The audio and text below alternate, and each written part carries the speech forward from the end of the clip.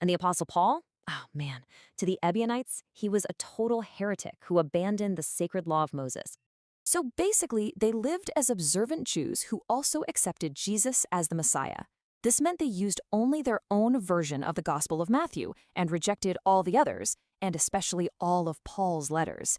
And all of these beliefs have led to this really fascinating and pretty controversial theory about where they actually came from. And this leads us to the biggest, most provocative question of all.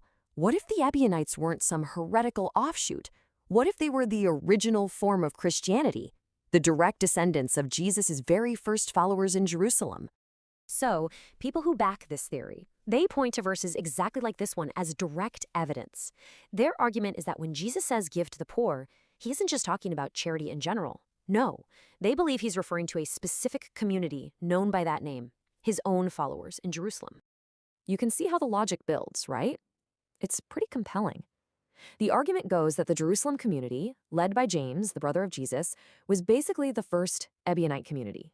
They shared a name, the poor, they shared the practice of communal poverty, and they shared a deep, deep commitment to Jewish law. As you might have guessed, the theory is, well, it's hotly debated, and mainstream scholarship brings up some really strong counterarguments. And this is where the theory starts to get a little tricky.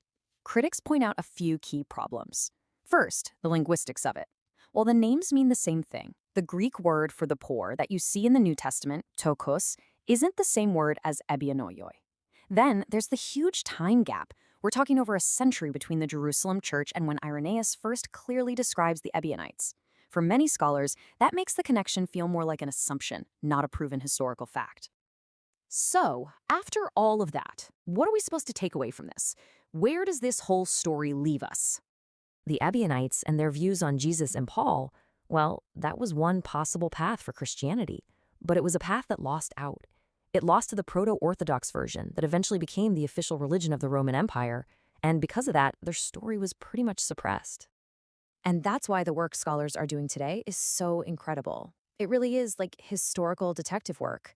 They're sifting through these fragments, analyzing hostile accounts, reading between the lines, all to try and reconstruct the truth of what this lost community really believed.